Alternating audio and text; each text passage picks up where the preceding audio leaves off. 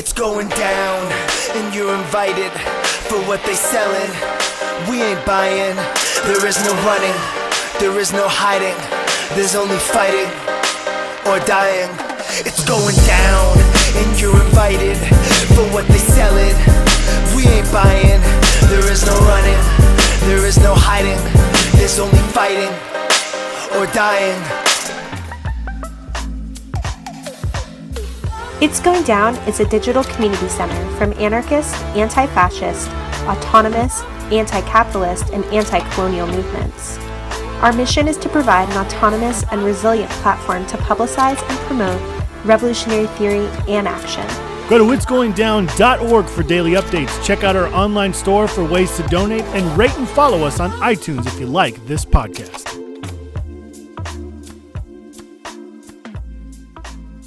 My name is Jamil, and I organize with Arizona Palestine Solidarity Alliance. Some of y'all came on the podcast before, but we wanted to kind of come back and expand some of the stuff that we were talking about the last time. Just to start off, I think we need to kind of almost dive into kind of a crash course in the history of the occupation of Palestine. I know that could be like its own thing, but can we kind of unpack that and talk about the history? Yeah, definitely. I think it's really important context for what we're going to discuss in the meat of this. So I'll and in preparation, I kind of had to give myself a little bit of a crash course too, because while I'm Palestinian, it's still like so many events happened during that time. But I'll do my best to sort of condense it, and I'm obviously not a historian or an academic or anything like that, so I'll try and get as much right as I can. So prior to the 1900s, Palestine and the Arab Palestinians sort of had a rotating cast of occupiers. You've got your Crusaders, your Ottomans, but it was the British, and that really sort of kicked this into motion. And Palestine has always had a majority indigenous Arab population, going back generations. Jews, Christians, and Muslims have always called Palestine home, but kind of in more recent centuries, Christians and Jewish folks have sort of been like a very vibrant minority in that area. Especially because you've got Jerusalem there, and that's, your three holy sites for each religion. But you also had a lot of other like diaspora minorities there, like Armenians and Kurds and Bedouins. But anyway, in 1917, you have something called the Balfour Declaration, which is established by the British. And the whole idea of that is to support a Jewish state in historic Palestine. So this is like World War I era that we're talking about. And this is the first major world power to publicly support the wishes of early political Zionism. And if you sort of fast forward a little more into there, you get into the year before Israel's creation, 1947. At this point, you have an increasing number of Jewish folks, mostly from Europe, who've begun settling in Palestine, sort of trickling in little by little as Zionism becomes like more of a prominent sort of project. And of course, you have all the anti-Semitic horrors, persecution, and genocide that have been taking place in Europe. So it's not without good reason, of course. So these early Jewish folks that are settling in Palestine sort of begin organizing themselves into, what's documented as like very insular communities, which is obviously alarming the Palestinian Arabs who are living there. And a lot of these folks are even butting heads with like the native Jewish populations that are living there because, while they're both Jewish, there's quite a big cultural difference. And also the way in which they're settling is incredibly forceful. So you also have the formation of like these right-wing nationalistic Zionist militias, which really set the stage in settling the land. And of course, the most effective way to settle some land is through the barrel of a gun. And one of these most notorious militias is called the Irgun, and these guys were responsible for bombing King David Hotel in Jerusalem, which killed I think close to 100 people, mostly tourists. But their main target was the administrative headquarters for Britain. And this gave the British a really, really good scare and sort of sped up their pullout from Palestine, which is what they were planning on doing all along. So Israel kind of needed the support of the British to create their state, but once they got their ethnic cleansing project of the Palestinians underway, a lot of these really right-wing militias began to threaten the British forces so that they could assume full control without having a little colonial watchdog which is like really funny and bizarre, because from the very beginning, Israel is like inherently a settler colonial project, right? That's been promoted by the two most notorious settler nations in modern history, Britain and the U.S. So now we're at 1948, and this is the big date in all this. The UN basically adopts Resolution 181, which is a partition plan for Palestine, which the Palestinians reject. And there's basically four numbers here that you have to sort of really like, sort of like make you understand what's going on here. This partition project is basically saying we want to give 55% of the land to the Jews, and we give 45% of the land to the Palestinians. Which seems almost like half and half split. But the big thing here is that 70% of the population of that entire land is Arab majority, and then 30% of that land is Jewish, and mostly recent sort of people trickling in. So, of course, Palestinians are going to reject this. It's completely unfair. And ultimately, a lot of the world powers align, and the State of Israel is created under this resolution. And this sparks outrage from, the Middle East and North Africa, because it throws the geopolitics of the entire region off. And another thing is, like, it upsets a lot of the pan-Arab, mostly socialist type movements, which themselves have been victims of colonization. So, the U.S. and the Soviet Union, which are, two of the biggest powers, recognize Israel immediately, like the day of, and it's a little bit of like a we're in charge of the world and whatever we say goes type mentality. So Israel's created. The mass settling of Jewish people into Palestine is what we call al-Nakba, which is an Arabic word, which means catastrophe. And this is defined by the ethnic cleansing of Palestine by the Israeli army. Basically militias that are kind of the proto-IDF. And this is a very important period between 1947 and 1950, and like the scale of al-Nakba is like pretty huge. Like over 80% of Palestinians in what became Israel were basically expelled outside of their villages and towns. So you got 80% of Palestinian land seized by Zionist forces. You've got 750,000 to 1 million is the estimate. That's the number of Palestinians expelled and made refugees by these paramilitaries.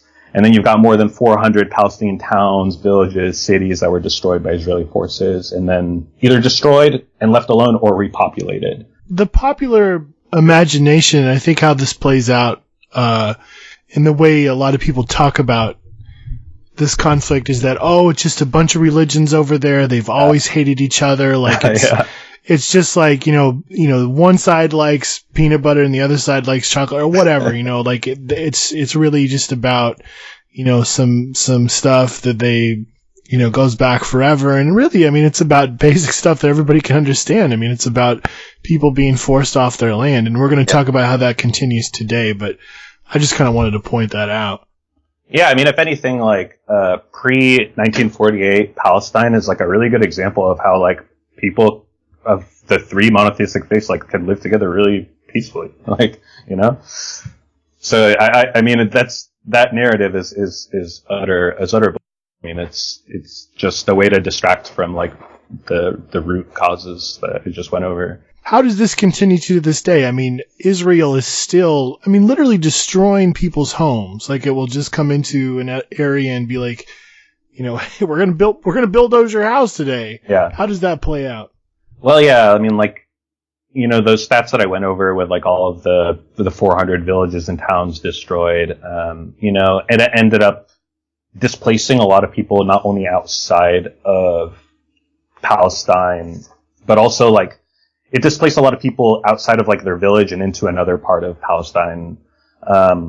So, they might be in the same area, like general vicinity.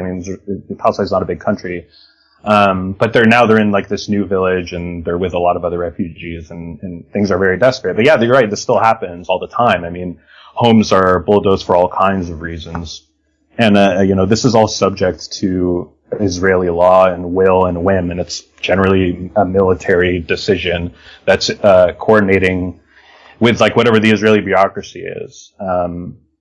There's obviously no accountability from like the world, for the UN, and the US supports Israel like full stop and pretty much guarantees that these types of atrocities can like continue One other kind of overarching question, Americans, when they think about, and this is kind of in the popular imagination of just like freedom and living in a free society, they think about the ability to like get in your car and go somewhere, go to the store, hang out with your friends.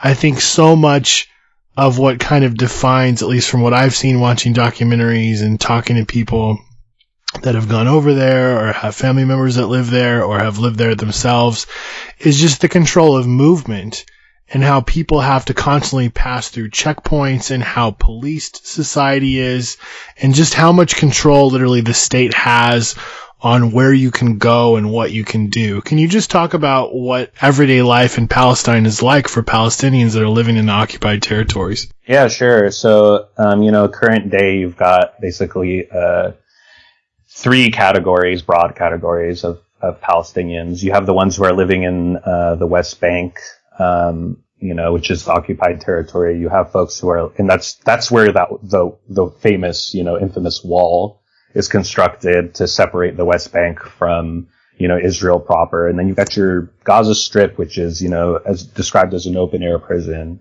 Is definitely the most dire of all the situations. And then you have your third category of Palestinians who are like considered Israeli citizens, but really are second class citizens, like living amongst, Israeli society. But in the West Bank, like if I'm to speak to that particular area, like the wall was basically built and carved in to like really devastate like Palestinian life.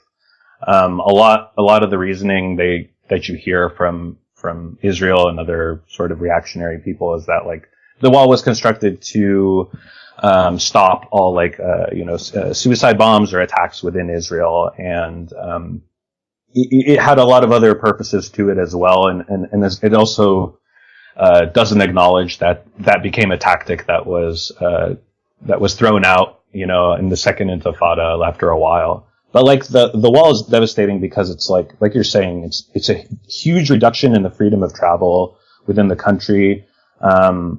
There's an insane amount of IDF checkpoints and road closures. These are all obviously very dehumanizing checkpoints. I mean, a lot of times people have guns pointed like squarely at them, like at all times. You're strip searched, barked at. The wall also creates a lot of other problems for Palestinians, like the loss of land to develop. So it's basically Palestinians are stuck with a very finite amount of land to develop, and even then they have to get Israeli permits in order to do it. There's increased difficulty in like accessing like medical and educational services in Israel that are not existent in Palestine because of the dire economic situation and lack of funding coming in. You got restricted access to like water, obviously family separation. If you got folks on other sides of the wall, like let's say your cousins live in Bethlehem and you live in Ramallah, like you don't see each other, even though you're 20 miles apart. And then I think another important area is like the stifling of like popular uprising and resistant movements. It fragments Palestinians living in different cities to be able to get together in a common way to like resist, right? And I think a lot of the same like border tactics or border militarization that Israel has perfected are like being looked at here, in a way that would want to implement them like at our borders here. Yeah, I just think people kind of gloss over the fact that like even just to go to get gas or go to work, you might have to pass through checkpoints. It could take hours and hours. I mean, it's essentially, as a lot of people have described, it's like an open air prison with lots of armed guards, and like you said, I mean, just a brutal force. I mean, there's a pretty well known anarchist group over there, Anarchists Against the Wall, that has been involved in supporting just ongoing protest against the apartheid wall. And I mean, lots of people get shot at all the time. People die. There's one anarchist in the Bay Area that has been, hit with an Israeli tear gas canister, and they've, their whole body has suffered. And yeah, it's horrible, and people are getting shot all the time and being killed by the Israeli Defense Forces.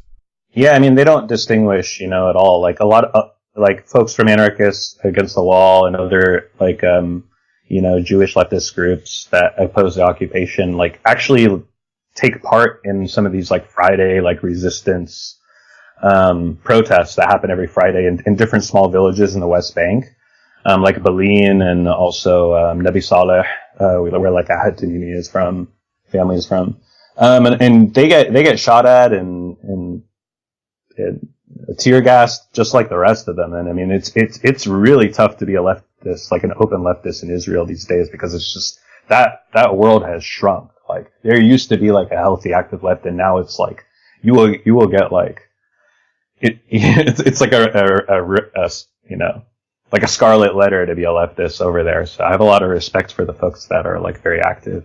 And again, I think that's important to point out because there's this kind of idea within the popular American imagination that Israel is, you know, the one democracy in the Middle East, you know, like our one friend, like a bastion of freedom and like and free speech. I don't recall apartheid being a facet of democracy.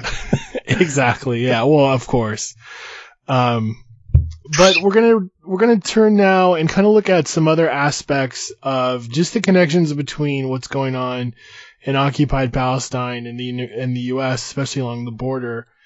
But first, again, like, what does the U.S. get out of this relationship with Israel that's lasted for so long? We're going to talk about kind of like funds and technology and the connections with different corporations in a bit, but just kind of broadly speaking, what's in it for the U.S. to be so well aligned with Israel? Yeah, I think that there's quite a few reasons, and they've kind of changed a little bit over time. I mean, some of them have remained the same as well. But you know, Israel's role is like a strategic asset, you know, like I quote unquote that in sort of just like defense speak. You know, it's like a proxy versus Iran and other sort of like squabbling and imperialist sort of adventures. I mean, I'd say that's number one, is just having like a little brother watchdog. Like a very common saying is like, oh, Israel's like, you know, America's little brother, like just hanging out in the Middle East. And I think, you know, there's some other reasons, like sympathy for the Jewish diaspora and corresponding history of anti-Semitic persecution is most certainly a reason, you know, why there's support. Another big reason is like, Christian evangelicals' obsession with Israel and end times prophecy. Like, we might look at that stuff and think it's really silly, but like Christian Zionism, like evangelical Christian Zionism is a massive movement here in the U.S. And it's like right alongside groups like Israel lobbying groups like AIPAC, like the most influential, sort of resource and arm on like our politicians and sort of dictating a lot of policy, in that part of the world. And then the other big thing that I think we'll get into later is like the impact of arms sales, and U.S. military industrial complex. And I think that is a massive reason why we are so invested in Israel and why we give them so much aid and money, because in a lot of ways it's a return on investment for us. Like we make a lot of money from that. Yeah. To your point, if people want to explore, there's a facet of evangelical Christianity called dominionism. And if you look that up, that kind of it goes along with what you're saying. But I mean, there's a couple facets to it. I mean, especially the belief that basically like literally like Christians have dominion over the earth. Like, you know, basically the earth is here for us to use as a resource and everything that kind of goes along with that. But also it's really tied up in, like you were saying, kind of like these end time prophecies, like Book of Revelation stuff. And I mean, they really believe that having like a strong relationship with Israel is important, and that basically their role is to put into place the things that will cause the Book of Revelations to play out and Jesus to return and all that stuff. And central to that is Israel, which, like you were saying, is, you know, creating foreign policy off that is, you know, is terrifying. But I encourage people to kind of like go down that rabbit hole, look up dominionism. People have referred to people like Ted Cruz as a dominionist. Mm-hmm. There's different podcasts out there. People from like Political Research Associates have written a lot about dominionism, but definitely something interesting to go into, especially if you're looking into the world of like far right Christianity. But just moving forward, let's talk about specifically in terms of like funds and aid, like from the U.S. to Israel. How much are we talking about? And, is it just money? Is it also other stuff too? But kind of like, what is the U.S. giving Israel in terms of funds, maybe military equipment or anything else? Yeah, this is super important in understanding like the relationship. So Israel's annual defense budget is $15 billion. The most recent package was signed by Obama. That $38 billion in aid to Israel over the course of 10 years. I think that was signed in 2016. So it's going to, go forward until 2026. So you're looking at $3.8 billion per year in U.S. taxpayer dollars to a country that doesn't need military aid from us. Like Israel is legit one of the leaders in like war technology.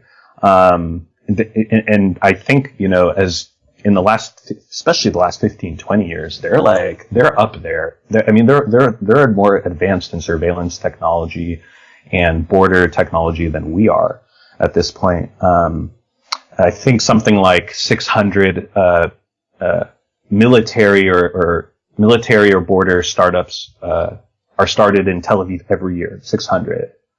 So it's like a burgeoning thing, and we still manage to give them $3.8 billion per year out of our taxpayer dollars. So like there's a really cool resource online. I wish I could remember the exact URL, but it's something like you can determine how much your state gives, how much of your state's budget ends up going to Israel's military aid. And like for Arizona, where we are, it's like $56 million per year. And when you break that down per person, it's like $25 per person just going to Israeli aid. So like, it's kind of a good way to like think about how this like literally is money out of your pocket going to this like horrendous, state.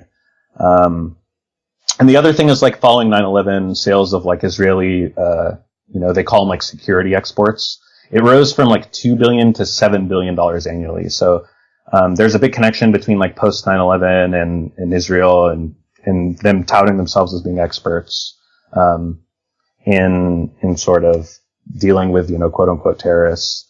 But the U.S. gives most of its military aid through something called the foreign military financing, which is kind of like a line of credit for various technologies. And the terms, like the foreign military financing, like they have this agreement with a lot of countries, obviously a lot of like allies, but like Israel gets a lot of preferential treatment, within this system.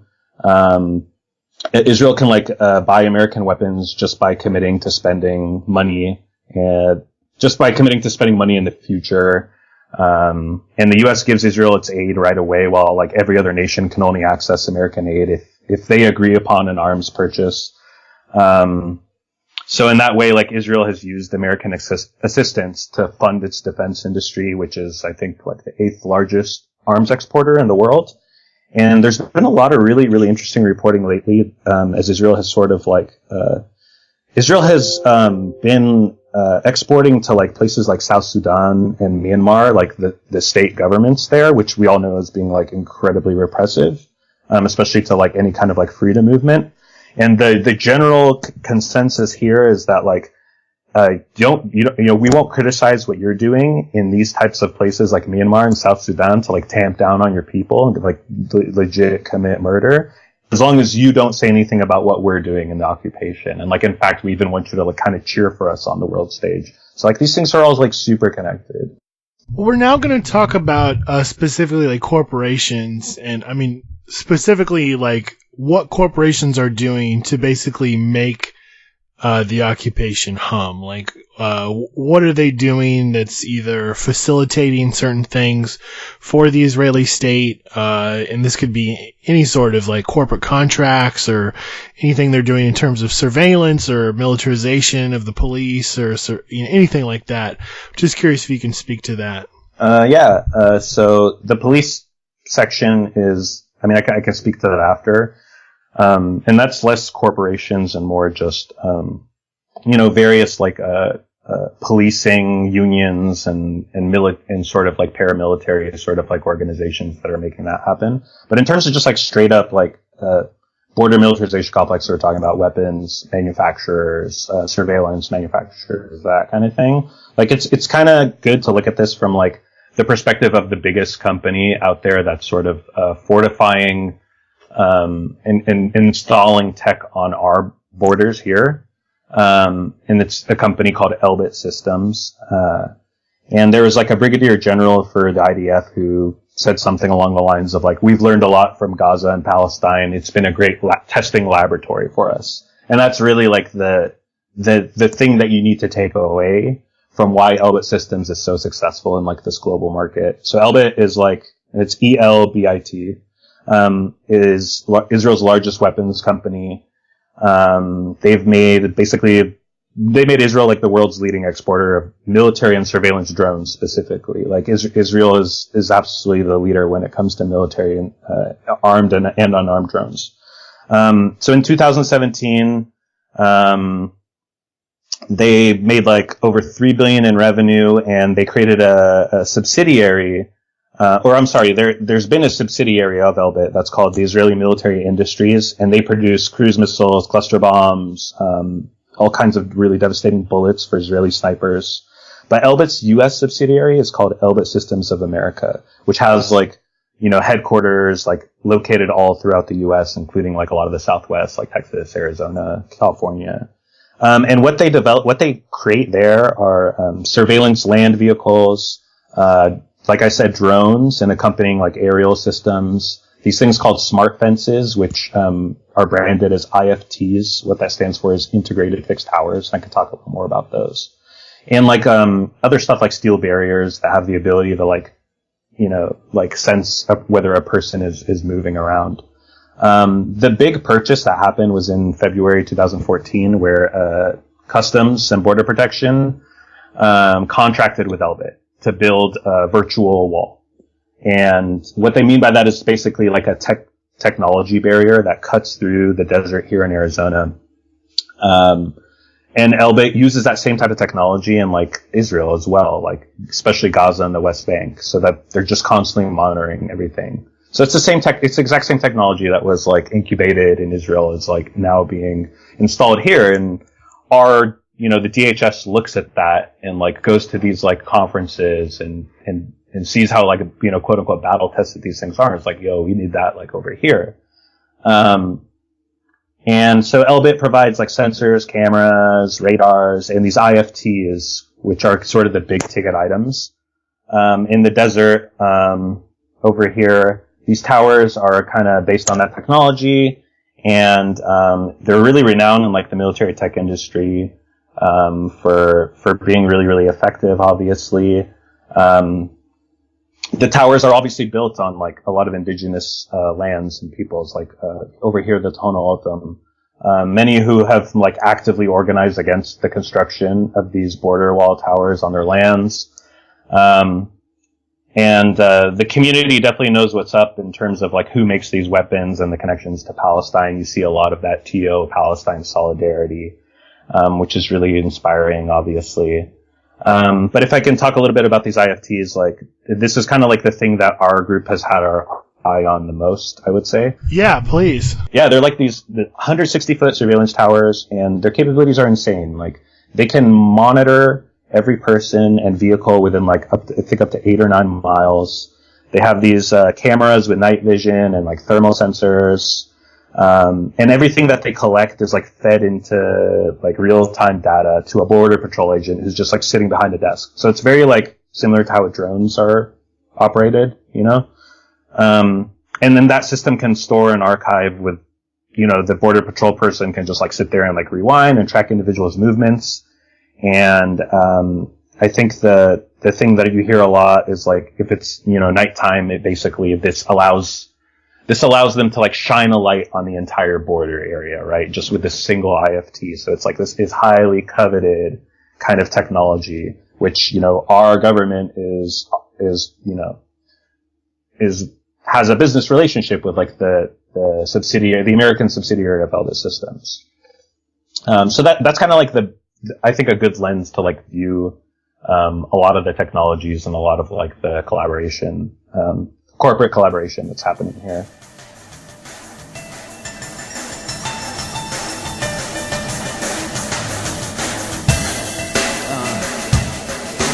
I was born under an apparatus that downgraded my class status from citizen to subhuman savage. It's hard to fathom, but even harder to manage. I'm a second-class citizen in the land of my origin. Forced of origin, a brutal reality that's devoid of humanity. For some semblance of sanity, where truth is profanity, and in all actuality, my right to life is considered a travesty. We can't even bury friends without the threat of the military showing up to carry out the vendetta. A policy of extermination against an indigenous population that's been fighting for emancipation. You wanna end the violence and end the occupation. You wanna see defiance and deny us liberation. This is apartheid Palestine. A sniper fire gets showered from Israeli watchtowers. This is for Haifa. This is for Rafah. This is for Gaza. This is for Balata. This is for Tarek. This is for Bashir. This is for Mahmoud. This is for Ta'ir. This is for Fatma, who was only 7 as a man shot dead in school at the age of 11. What would you do if you were under occupation? Let them take your freedom or fight for liberation. Come on, only the freedom fighters of the Intifada fighting for freedom today, 'cause there might not be a tomorrow now. Only the freedom fighters of the Intifada fighting for freedom today, 'cause there might not be a tomorrow now. Give me liberty or death, 'cause I'd rather go out on my feet than on my knees when I take my last breath. If you don't get it, you don't get it. Fighting Zionist oppression doesn't make you anti-Semitic. They say our people won't ever live as one. They say this fight won't ever be done. They say our rights can't ever be won. They say this war won't be undone. They said our people couldn't make it this far. I say they don't know who we are. They say a lot of things, but they only say that mess because they fear the change of organized power brings. We gotta keep it together so we can resist the pressure, forever organizing to counter oppressors who endeavor to sever the main vein that helps us maintain a state sane in a fight to make change. Don't let your tax dollars go to making people holler, killing off our future scholars with Apache helicopters. Divest from this racist regime until it redeems the dreams of those that killed midstream. Divest, divest, divest, divest, divest from Israel. Divest, divest, divest, divest, divest, divest from Israel. Divest, divest, divest, divest, divest, divest from the IDF. Divest, divest, divest, divest, divest, and let's lay apartheid to rest. Come on, only the freedom fighters of the Intifada fighting for freedom today, 'cause there might not be a tomorrow. Only the freedom fighters of the Intifada fighting for freedom today, 'cause there might not be a tomorrow. Only the freedom fighters, only the freedom fighters, only the freedom fighters, only the freedom fighters, only the freedom fighters of the Intifada fighting for freedom today, 'cause there might not be a tomorrow. Free, free Palestine. Long live Palestine. Long live the Intifada. Intifada, Intifada.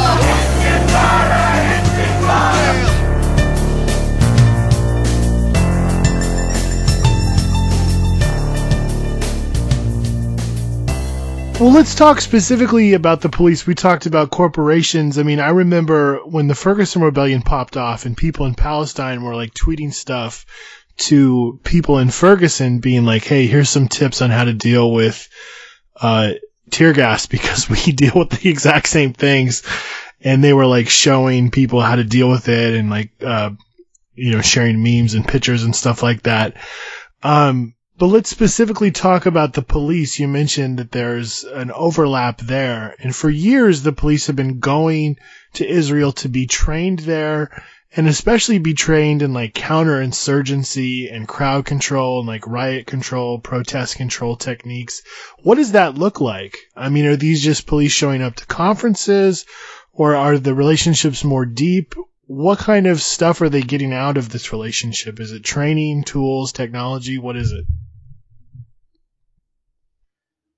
It's mostly training, and the most, and there's a few different, like I would say, programs that facilitate these, exchanges. We send our cops over there to train with theirs and they send theirs over here.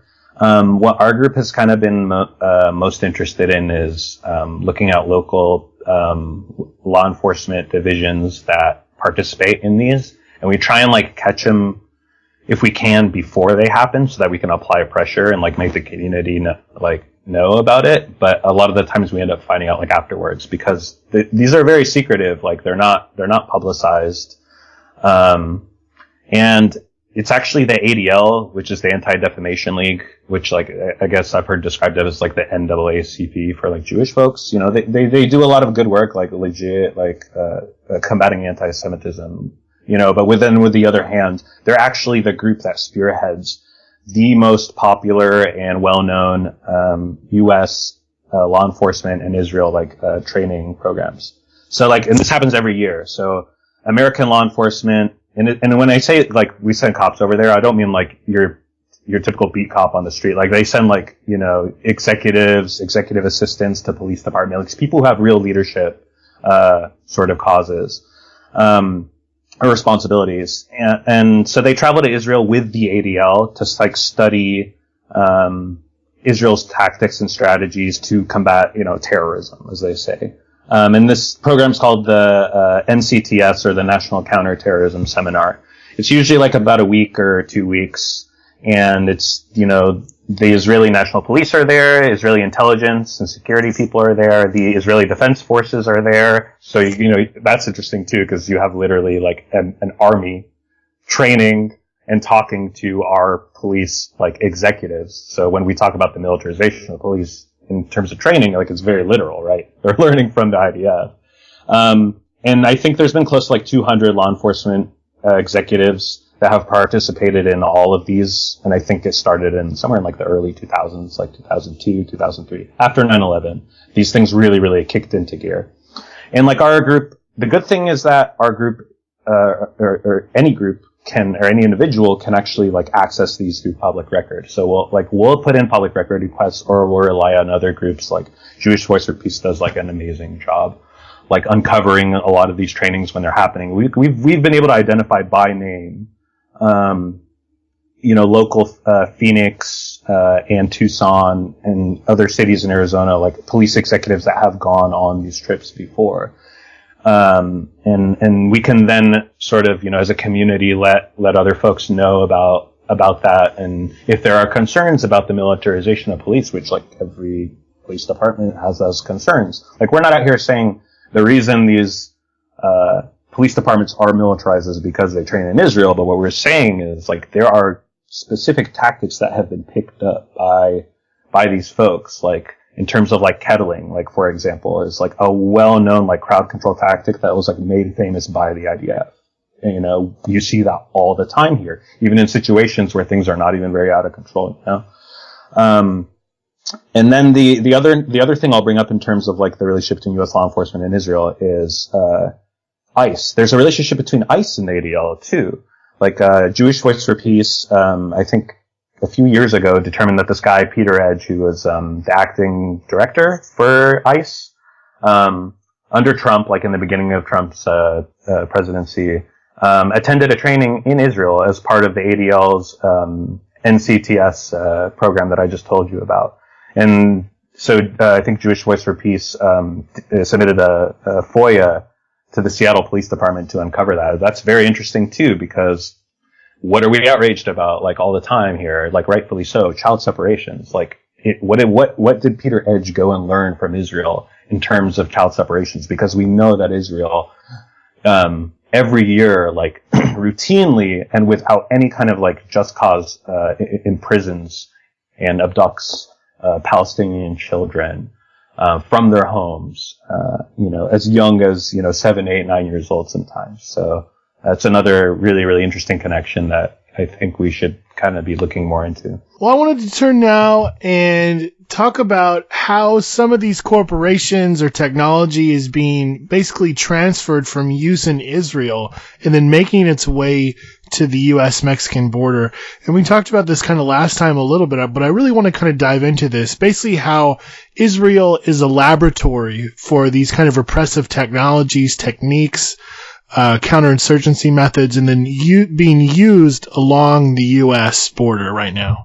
Yeah, so like Israel's been doing this obviously for a long time, and I think it's really only like after the 90s and like Operation Gatekeeper and stuff like that, like these Clinton and Obama era policies, that like we've developed a real appetite for this stuff. That's sort of the way that like our group and myself analyzes this. So like after 9/11, or I guess going back to the 90s, the idea is like the U.S. starts to adopt the idea that like just crossing that line, that border line, is like a criminal act, right? But then like after 9/11, it kind of like it morphed into something a lot more extreme. The U.S. sort of adopted this idea that crossing that line is now an act of like war or terrorism, right? And I think a big part of the reason was because there's so much manufactured worry about like Muslim terrorists like coming into the U.S. through the southern border, and this sort of like precipitated like a massive investment in resources. And this is where like Israel recognized the opportunity, right? Because they've constantly bragging and producing white papers and going to these like border trade shows, like showing how battle tested their smart fences are, and how they now have drones that can drop gas canisters and smoke bombs all over folks. There's just a diverse menu of technology that is designed to torment people, keep them subjugated, keep the unwanted away from their pristine sort of way of living. And that's the U.S. saw that obviously and went to like whoever the world leader was at the time, and it's clearly been Israel. So by far like the largest market for border security technology is the U.S. government. I don't have the numbers in front of me, but I think the one that I remember is like in 2018, I think that number reached $40 billion. And this is what's precipitated the militarization of our border. Like not only have we, Operation Gatekeeper doubled the amount of border agents in the 90s that we have, but we've also like increased the amount of technology, like really, really high tech technology that's on these borders. So saying that our borders need to be militarized, in that protects our way of life is like just as much of a farce as like George W. Bush telling Americans that Al Qaeda attacked us on 9/11 because they hate our freedom. Like it's that manufactured in terms of like the messaging. What would you say? Are there any similarities in the way you brought up border militarization? Is there any ways in which the border is being policed that is very similar to the way in which the police or military operates in terms of controlling the movement of people or the borders of Palestine? Yeah, definitely. There's certainly a lot of like the capabilities of these technologies are designed to have the same effect. So you have, like placement of border patrol agents, like directly on the borderline with these satellite patrol stations. You've got like basically concentrating all this technology along the border. So the technology is stuff like the sensors and the surveillance and like aircraft support, having eyes and ears on the border at all times. And it keeps it so that absolutely nobody can come close to it. And you basically create a system of monitoring, detaining and incarcerating people that are like moving through it or moving close to it, right? So it definitely feeds into like an incarceration strategy and a detention strategy and potentially like an information extraction strategy as well. And then the other like really crazy thing about all this is like they just treat the border like it's a hardened line that like if you cross this line you die. It's like all this stuff's really complex. Like at the end of the day, like that is what we're talking about here. Like cross this line and you die. It's just a sort of never ending battle for like this front line to like quote unquote secure our people, right? I think that's like the pervasive thing that ends up getting like the public to consent to the militarization of our border, right? It's just fear tactics.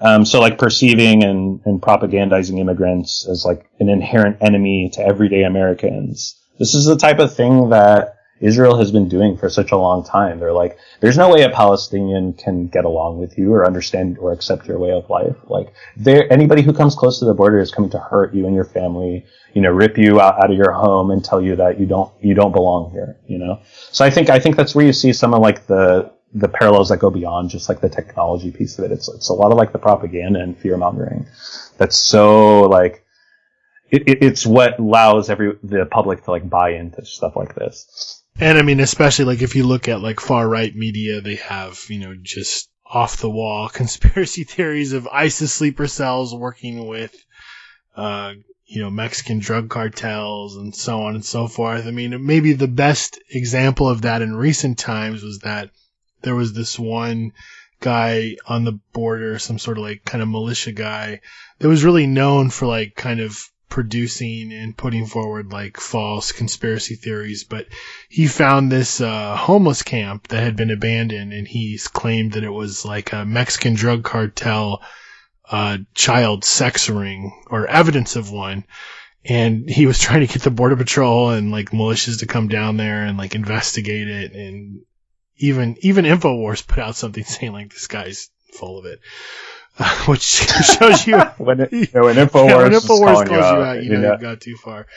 But you brought up Operation Gatekeeper, which was passed in 1994 around this, or at the same time that NAFTA was passed through, the North American Free Trade Agreement.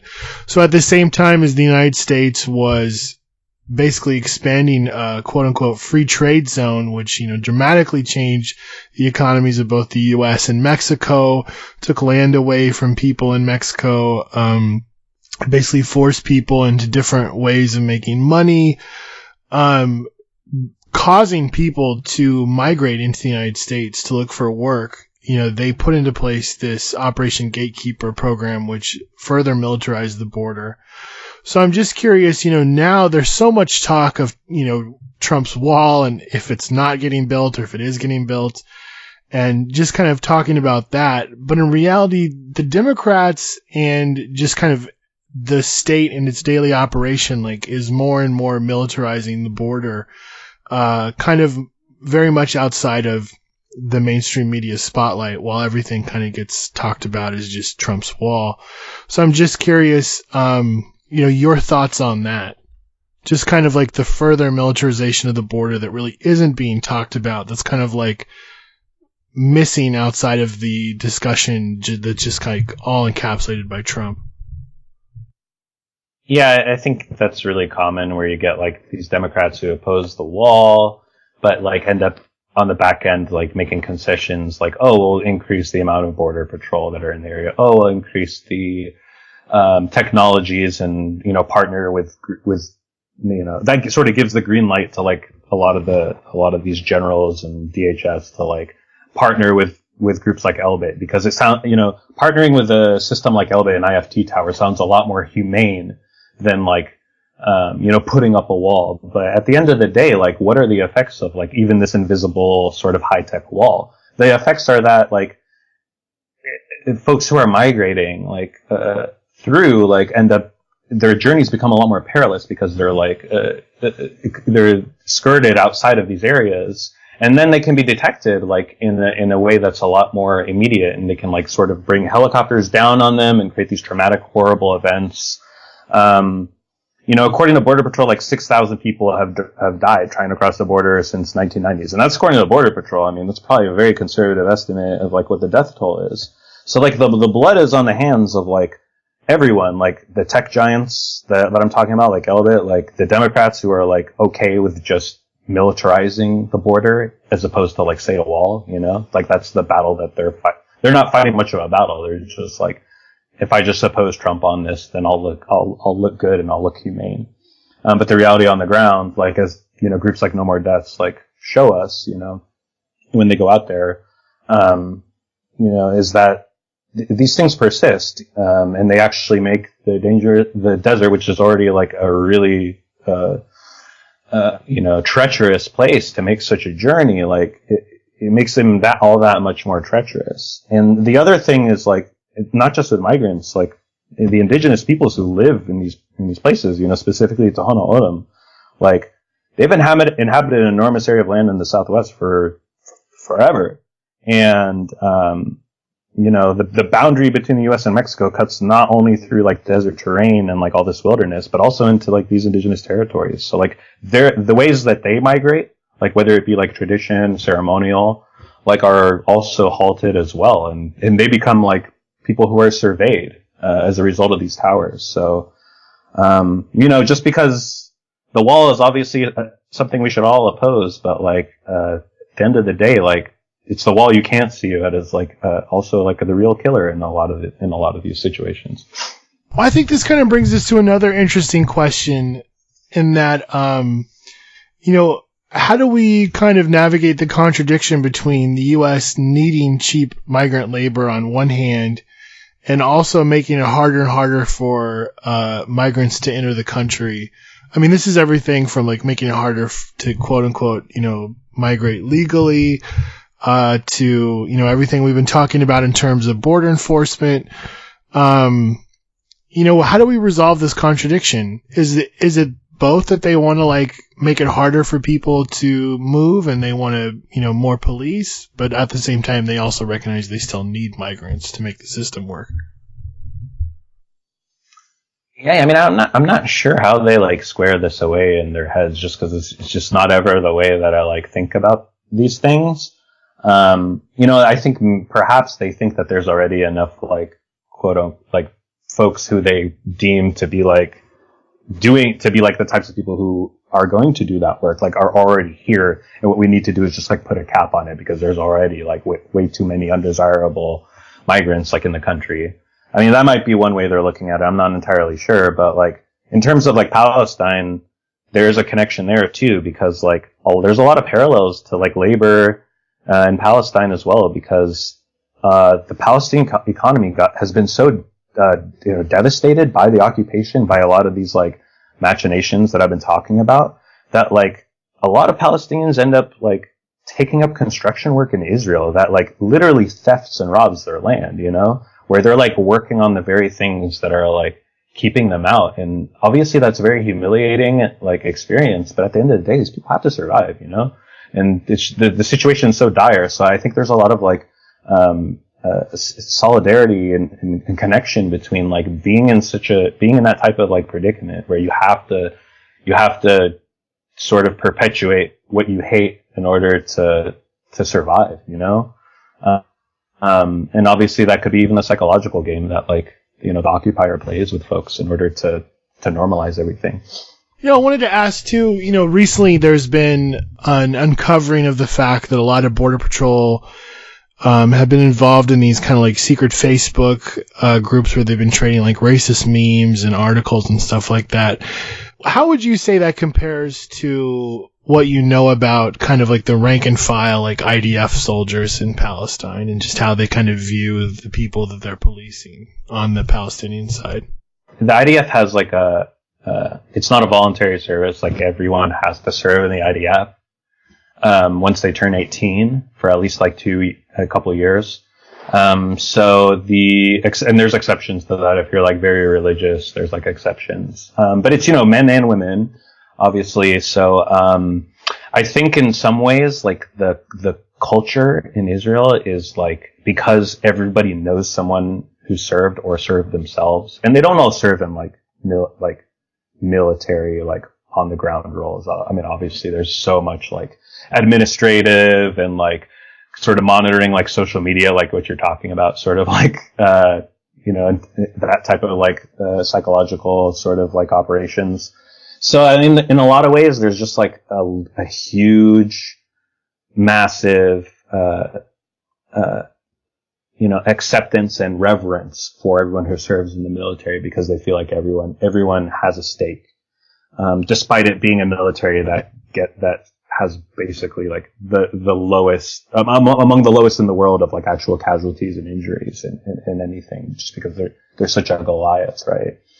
But, I think it's probably diverse. Like I'm sure there's your IDF who are like, absolute, I mean, in my opinion, like they're sort of like all held captive to like, the occupation. I mean, they're the foot soldiers of the occupation. And I think the way that they utilize soldiers in certain ways is like really horrible. Like, for example, when I was in that part of the world, not that long, like last summer, like I noticed when I was going through checkpoints with like my family and stuff like that, a lot of like the people, the IDF that were at the checkpoints or like people of color, like even a lot of Arabs. Like I was looking at their name tags and I was seeing names like Muhammad and Ghassan and stuff like that. I'm like, these are Arab names. I'm looking at Arab faces. Like I'm Arab. I know what they look like. You know what I mean? So it's like interesting that they put those folks on the front lines because they speak Arabic. They look like us, and perhaps there's like sort of a psychological aspect to doing that, aside from like a practical one that they can like speak Arabic and sort of like be a little more familiar or something like that. But I don't know. I don't know a lot of IDF myself. I've met a few, like especially like reformed IDF who like oppose the occupation now. And they all say the same thing, that like Israel can't sustain itself without a compulsory army buy-in from everybody. So I'm not entirely sure. If you look at something like the Great March of Return, which has been happening for the last over a year, where brave Palestinians are going to like what is not a border, it's just like a line in the dirt that Israeli snipers hide behind, and are getting picked off by snipers, like men, women, children, medics, media, what have you, like intentionally like picked off by IDF snipers. And there's video of like IDF celebrating, and then you have like villages, illegal Israeli settlements that have a lot of IDF living there, where they sort of camp out and drink beers and watch like bombs rain on Gaza. And a culture that literally has like the choices between Netanyahu and the Blue and White Party. Like I don't see a culture that is opposed to the occupation. I don't see a culture that is critical of the IDF. I don't see a culture that's interested in a one-state solution or a two-state solution. They're interested in perpetuating this occupation until it puts a stranglehold on Palestinians in a way that they can't resist anymore. I don't have a particularly positive view of the IDF. I see them all as obviously complicit in like these horrendous occupations. Well, one last question I have is that, looking at this state structure and how it interacts with the media and kind of the messages and narrative that it puts out, do you see any similarities? Like, how does kind of the state kind of like explain to the population, or kind of like massage its own talking points to the greater population about how it controls the day-to-day lives of Palestinian people? And does that compare with like what the state does here? It totally does. I mean, it's all fear-based, right? It's all like, if any of them cross that line, that's it. You're like, the life that you love and enjoy is over. It's certainly that type of fear-mongering of the other. It's a way to separate the two cultures from actually coming to see each other as humans and understand ways in which these two folks can live peacefully, because neither group of people is going anywhere anytime soon, And I think, it's been so dominated by mostly right-wing, center right-wing parties and rulers and leaders throughout this time that like it shifted so much of the populace into this insanely reactionary view. I mean, it's like part of the reason why Trump is so like glorified in Israel. They named a settlement after him, after he announced the Golan Heights. He gifted the Golan Heights to Israel as if it was his gift. So yeah, there's so many similarities. I mean, that fear mongering is obviously a big part, but then there's the way that they sort of describe their posture to like even like the liberal media here is often like to like make groups like Hamas a boogeyman, right? To say like we have to snipe these medics and these kids because Hamas is using them as human shields. So it's all these like, it's just every tactic you can imagine to justify what is completely unjustifiable. So the Israeli sort of military, intelligence and propaganda wing is like notorious. Like if you've ever like gone into a comment section on anything remotely like pro-Palestinian, you will know what I'm talking about. And I hate to sort of analyze things from the lens of a comment section, but it's like I think there's something to be said there, there's definitely a troll army that is unleashed, like, to really control the narrative. And what is already, in terms of popular American media, like, it's already a controlled narrative. So it's these spaces on the internet and free media that they're trying to, like, go after now. Well, is there anything else that you want to talk about, or mention? Are there any resources that you want people to follow? Definitely tell us how to check out, your group and how to follow their work, but any other things that maybe that people can continue down this rabbit hole on?